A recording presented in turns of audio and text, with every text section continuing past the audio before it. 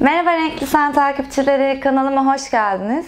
Bugün sizlere bu içerikte evde kaldığımız süre boyunca neler yapabiliriz, nasıl vakit geçirebiliriz ve bu süreci kendimize nasıl pozitife edebiliriz ondan biraz bahsedeceğim.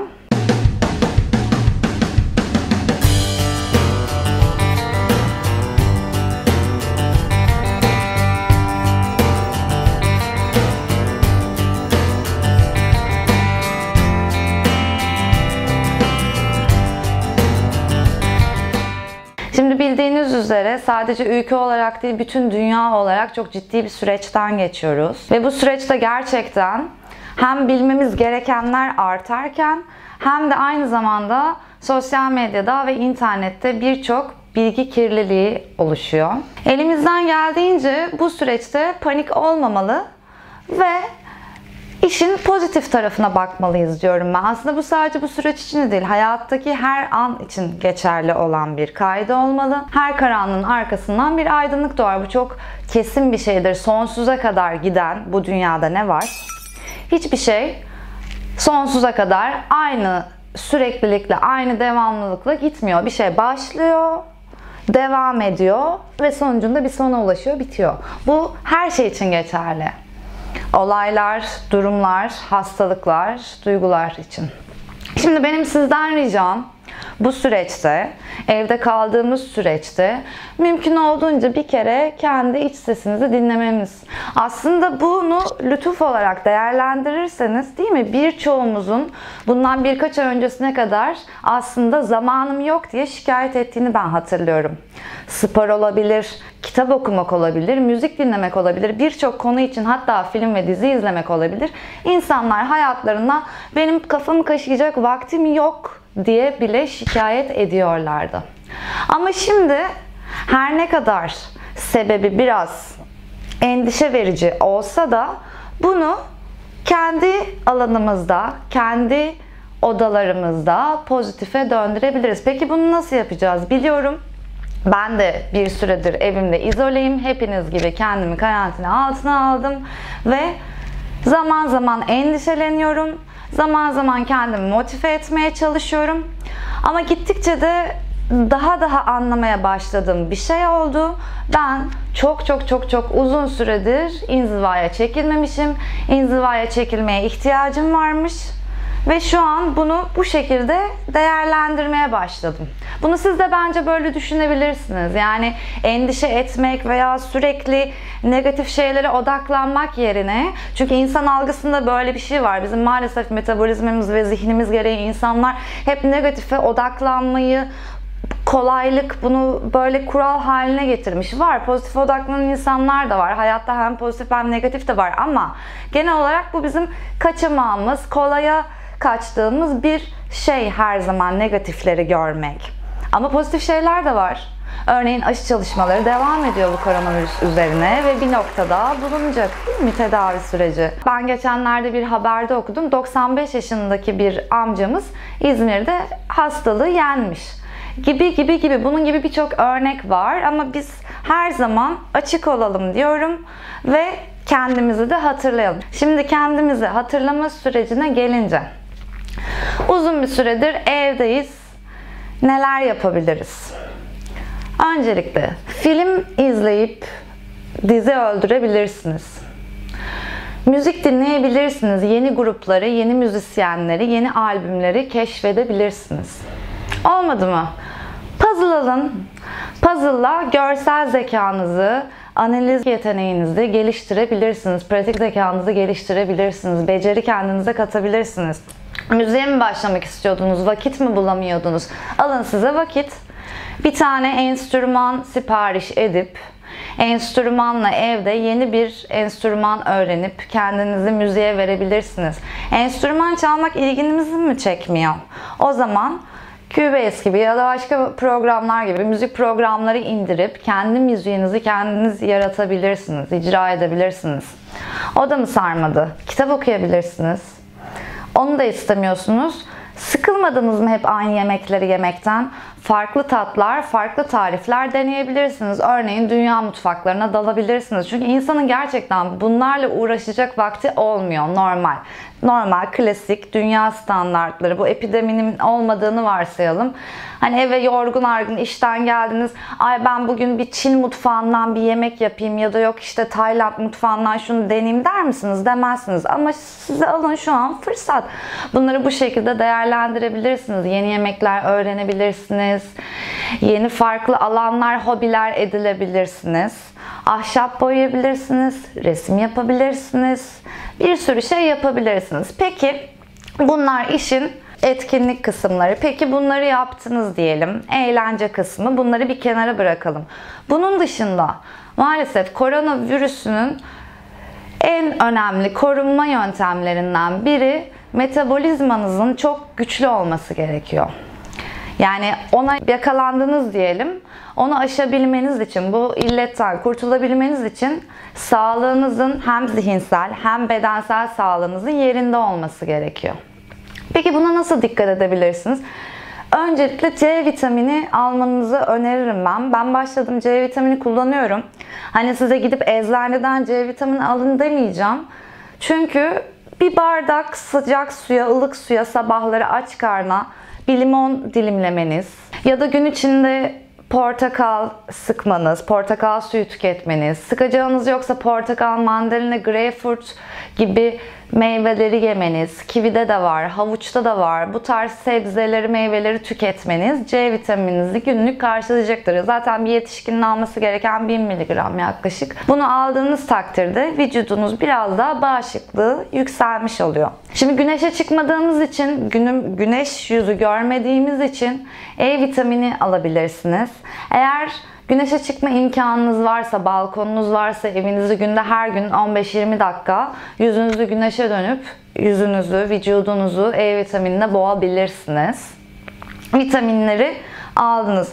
Bunun dışında tam tahıllı ürünler tüketmeniz lazım. Yani evde çok az aslında hareket içerisinde olduğumuz için dışarıdaki gibi böyle saatlerce basamaklar yürüyüp merdivenler çıkıp bir yerlere telaş içerisinde gidip gelmediğimiz için evde bisiklete binmediğiniz ya da koşu bandı kullanmadığınız ya da düzenli bir şekilde egzersiz yapmadığınız takdirde yediğiniz yemeklerin sindirilmesi zor olacaktır ve bu sizin vücudunuzda ağırlık yapacaktır, rahatsızlık verecektir midenize. Vücudunuzda olan rahatsızlık ise sizin psikolojinizde, fizyolojide, her şeyinize yansıyacaktır. Bunun için ne yapabilirsiniz? Tam tahıllı ürünler tüketebilirsiniz. Örneğin tam buğday ekmeği, müzli, yulaf gibi ürünler tüketebilirsiniz. Kolay sindirilebilir. Yeşil sebzelere de ağırlık verebilirsiniz. Örneğin ıspanak, pazı gibi, taze soğan, roka, yeşil salatalık. Yeşil biberde de C vitamini var. Hemen onu da bir alt yazı geçeyim. Onda bayağı bir C vitamini oluyor. Bunun dışında kefir, yoğurt, süt gibi ürünler tüketerek probiyotik alımınıza dikkat etmeniz gerekiyor. Tüm bunları yaptınız. Peki ruh ve beden sağlığınızı nasıl koruyacaksınız? Aslında bu hep zincirlemedir. Yani hani sağlam kafa sağlam vücutta bulunur sözü gerçekten çok doğru bir söz. Yani sizin vücudunuz sağlam olduğu zaman gerçekten kafanız, ruhunuz da sağlam olacaktır. Psikolojiniz de düzgün olacaktır. Psikolojiniz düzgün olduğunda, zihniniz düzgün olduğunda fizyolojiniz de düzgün olacaktır. Çünkü hep böyle danışıklı dövüş bunlar karşılıklı. Ve su çok önemli. Sıvı tüketiminize önem vermeniz gerekiyor. Dediğim gibi evde çok az hareket halinde olduğumuz için mümkün olduğunca fazla süt tüketmeniz gerekiyor. Tabii suya da abanıp kendinizi sudan zehirlemeyin ama hani zaten herkes biliyordur günlük ne kadar su içmesi gerektiğini. 1,5-2 litre diyelim. Bu herkesin kilosuna ve ağırlığına ve boyuna göre değişmekte olsa da hani en az 1,5-2 litre su tüketin gün içinde. Sıvı şeyler tüketin. Bu arada sadece bunu 1,5 litreyi su olarak algılamayın. Yani gün içinde tüketeceğiniz bitki çayları, ayran, meyve suyu ya da diğer içecekler de aslında sıvı tüketiminizin içine günlük dahil olmuş oluyor. Tabii suyun yerini hiçbir şey tutmuyor, o ayrı. Bunun dışında sıvı tüketiminize de dikkat ettiniz. Tam tahıllı gıdaları yediniz, C vitamininizi, E vitamininizi aldınız. En önemli şey uyku düzeni. uykunuza çok dikkat etmeniz gerekiyor. Çünkü virüslerle, hastalıklarla aslında diğer güne başlarken bizim o güne tutunmamızı, zinde olmamızı sağlayan en önemli şey gece uykusu. Yani bunu çok klişe bulabilirsiniz. Her yerde de duyup okuyabilirsiniz. Ama bu gerçek. Çünkü insan vücudu bilgisayar gibi olduğumuzu düşünürseniz eğer sadece ve sadece gece belirli saatlerde zifiri karanlıkta ve sessiz ortamda uyuduğu vakit salgıladığı bir hormon var. Ve bu hormon ertesi gün bizim zinde, güçlü bağışıklık sistemimizin kuvvetli olmasını sağlayan bir hormon. Biz bunu almadığımız takdirde vücut yorgun düşüyor, halsizleşiyor ve işte o zaman virüsler hücum edebiliyor. Bunu bütün virüsler için söylüyorum, bütün hastalıklar için söylüyorum. Yani bu gece uykusu gerçekten çok önemli bir şey. Bütün bunları yaptıktan sonra gerçekten hijyeninize dikkat etmeniz gerekiyor. Bunu bir kez daha söylemem gerekir mi bilmiyorum. Zaten her yerde söylüyorlar ama ben bir daha söyleyeyim. Ellerinizi yıkayın. Kolonya veya dezenfektan kullanın mümkünse. İşte dışarıdan paketli yiyecek sipariş ettiğinizde saatler boyu biraz bekletebilirsiniz. Sonrasında paketli ürünlerin dışını dezenfektanla, kolonya ile silebilir. Ya da içini açıp buzdolabına aktarabilir. Paketsiz ürünleri su altında, meyvelerden, sebzelerden bahsediyorum, yıkayarak buzdolabına kaldırabilirsiniz. Bunlara dikkat ettiğiniz takdirde virüsün kolay kolay size ulaşacağını, sevdiklerinize zarar vereceğinizi düşünmeyin ve rahat olun biraz. Yani biraz serin kanlı olmakta gerçekten fayda var. Panik yapmamak gerekiyor. Çünkü bütün ülke bu hali taşıdığı zaman ülkede ve dünyada kaos ortamı oluşur.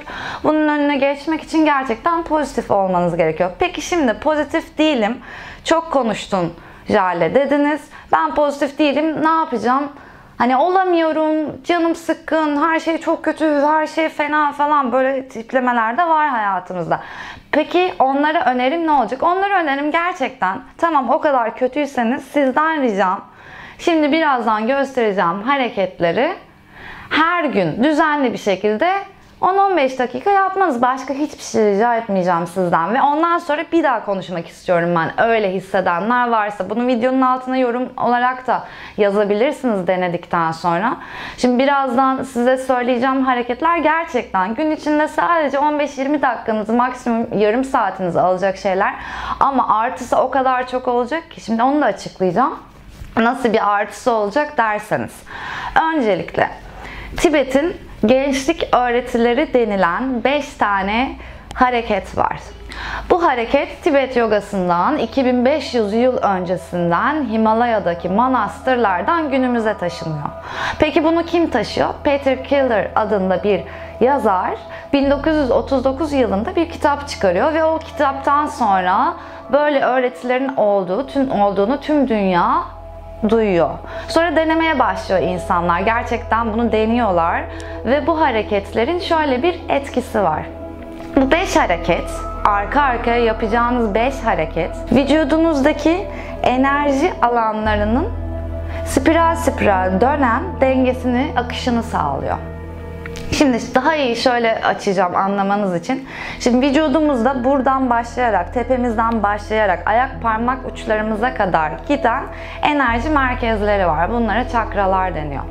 Ve bu merkezlerin çalışması dahilinde enerji spiral bir şekilde dönerek bizim günlük hayat içerisindeki fizyolojik ve psikolojik dengemizi oluşturuyor.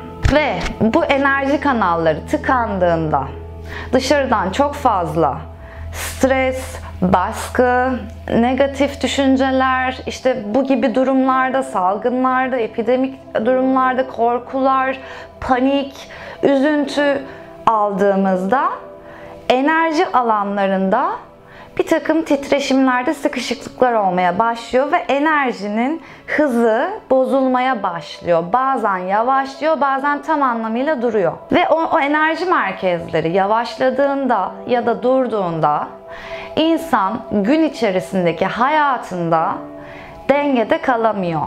Bunu hem fizyolojik hem psikolojik olarak düşünebilirsiniz ve Dengesiz bir insan da haliyle sağlıklı düşünemiyor. Stresinin üzerine daha çok stres bindiriyor. Daha çok dibe gidiyor. Daha çok korku, daha çok panik. Böyle bir ikilemde gidiyor geliyor. Şimdi biz ne yapacağız? İç organlarımıza masaj yapan, enerji alanımızı düzelten bu hareketlerle günde kendimize 15-20 dakika, yarım saat ayıracağız. Ve sonrasında gerçekten göreceksiniz ki bu hareketleri düzenli bir şekilde yapmaya başladığınızda hem enerjiniz artacak 1, 2, kendinizi mutlu ve zinde hissedeceksiniz. 3, bağışıklık sisteminiz güçlenecek. Virüslere karşı daha dayanıklı olacaksınız. 4, çabuk yaşlanmayacaksınız. Her daim daha genç hissedeceksiniz kendinizi. Bu dolayısıyla da gözünüzün ferinden tutun, cildinizin renginden tutun, mizacınıza, her şeyinize yansıyacak. Bu Tibet'in 5 hareketini yaparken sizden özellikle dikkat etmenizi istediğim 3 önemli bölge var. Bakın burası çok önemli. Çünkü yapacağınız herhangi bir sakatlık ömrünüz boyunca sizi rahatsız edebilir. Boyun bölgesi, boynunuza hareketleri yaparken çok dikkat etmeniz gerekiyor. Bel bölgesi, bel bölgenize de çok dikkat etmeniz gerekiyor ve dizler. Boyun, bel ve diz bölgesinde oluşan hasarlar kısa sırada geçmiyor. Hatta bazen ömür boyu taşımak zorunda kalabiliyorsunuz. Bu yüzden boyun, bel ve diz bölgenize dikkat etmenizi rica edeceğim bu hareketleri uygularken. Diğer bir dikkat etmenizi isteyeceğim şey, bu hareketler tamamen nefes odaklı olduğu için ve egzersiz olduğu için kendinizi kasmanıza, yormanıza, zorlamanıza gerek yok. Yani kondisyon yapacağım falan diye böyle kendinizi sarsmanıza, zorlamanıza, boynunuzu falan böyle yorulduysanız da devam etmenize, bir his peşinde, bir duygu peşinde koşmanıza, kendinizi darlamanıza gerek yok. Hatta yorulunca, sıkılınca istediğiniz noktada bırakabilirsiniz diyorum ben. Ve şöyle, ilk bir hafta boyunca 3 hareket şeklinde yapabilirsiniz. 3 yani 3 kere 5 15 hareket toplamda. İkinci hafta 5'er 5'er yapabilirsiniz. Üçüncü hafta hareketleri 7'şer 7'şer yapabilirsiniz ve dördüncü hafta 21'e çıkarabilirsiniz. Asıl olarak tam Tibet'in 5 öğretisinin olayı aslında bütün hareketlerden 21 tane yapmak. Yani 5 hareket var demiştik ya, 5 çarpı 21. Ama siz başlangıçta başınız dönebilir, beliniz ağrıyabilir, gerçekten zorlanabilirsiniz. O zaman dediğim gibi 3, 5, 7, 21 şeklinde başlayabilirsiniz. Eğer gerçekten zorlandığınızı hissettiğiniz yerlerde de tamamen bırakabilirsiniz ve setlerin arasında nefes alıp verip dinlenebilirsiniz. Bunlar önemli. Ve sabah aç karnına yaparsanız daha büyük bir etki alacağınızı söyleyebilirim. Yani öğlen yapmayın gibi falan bir şey yok. Akşam da yapabilirsiniz, sabah da yapabilirsiniz ama aç karnına yaptığınızda enerjinin akışkanlığını, o vücudunuzdaki titreşimleri daha güçlü bir şekilde hissedeceğinizi söyleyebilirim. O zaman lafı daha fazla uzatmadan Tibet'in 2500 yıl öncesine dayanan gençlik öğretilerine geçiyoruz ve ne diyoruz? Zinde kalıyoruz, korona ile savaşıyoruz. Hep beraber evde kal.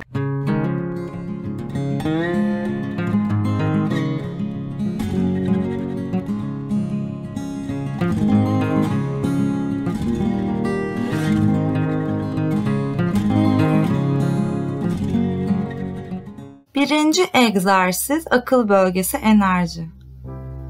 Sol elinizi yukarıya ya da sağ elinizi yukarıya yapın.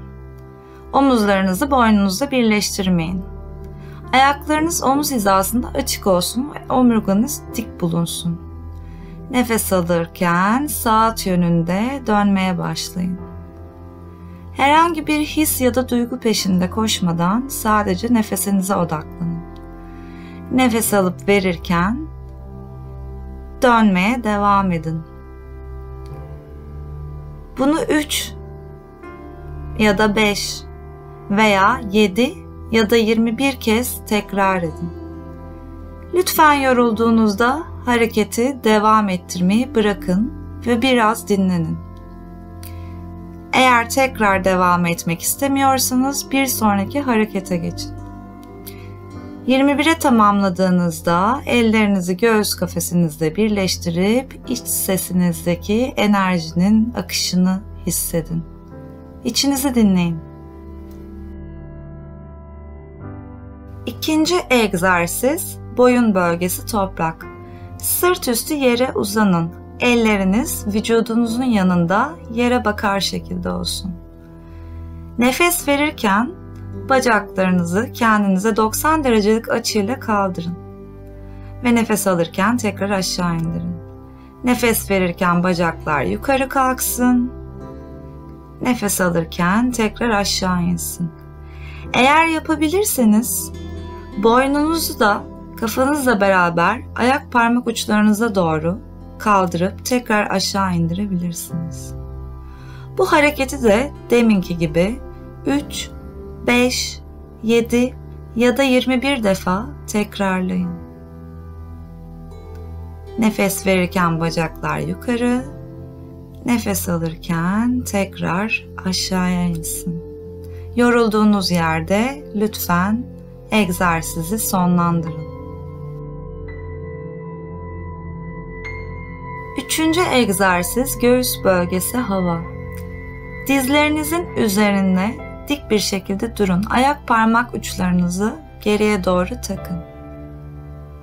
Eğer dizleriniz rahatsız olacak ise bir yastığı dizlerinizin altına yerleştirebilirsiniz. Bu harekette belinize ve dizlerinize yük bindirmemeye özen gösterin.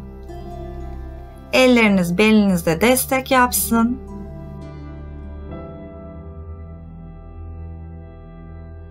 Nefesinizi verirken geriye doğru esneyin.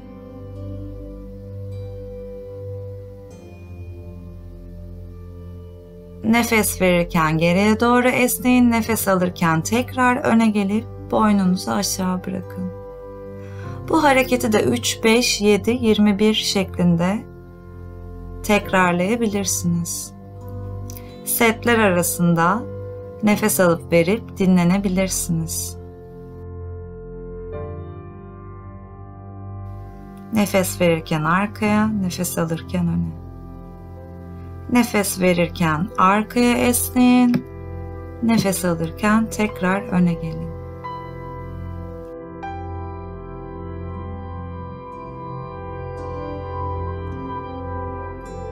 Dördüncü egzersiz mide bölgesi su.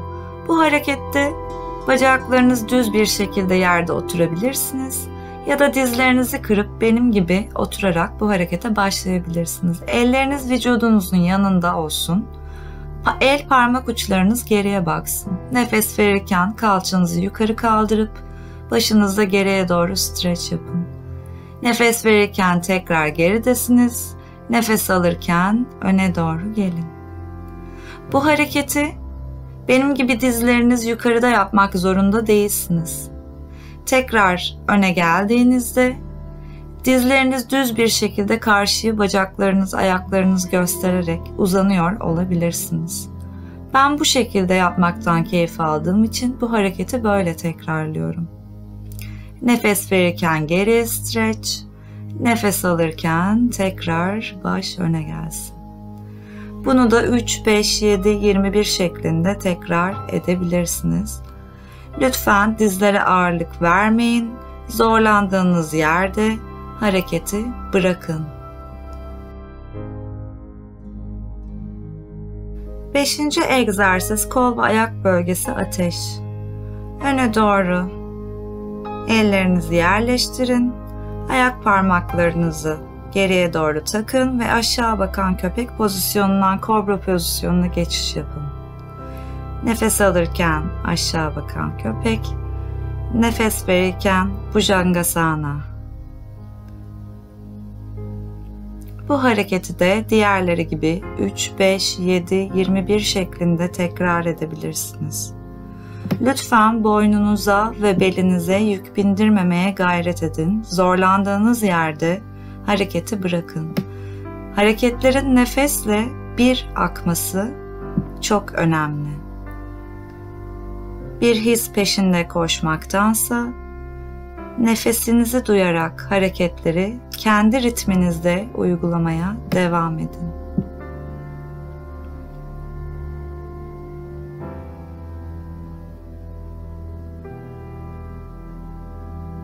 Nefes verirken kobra duruşu ve dinlenin. Bir videonun daha sonuna geldik. Eğer bu hareketleri her gün 15-20 dakika, yarım saat yaparsanız gerçekten etkisini göreceğinizi söyleyebilirim. Videomu beğendiyseniz beğen butonuna basmayı ve kanalıma abone olmayı unutmayın. Hepinize sağlık dolu, mutlu günler diliyorum. Hoşça kalın.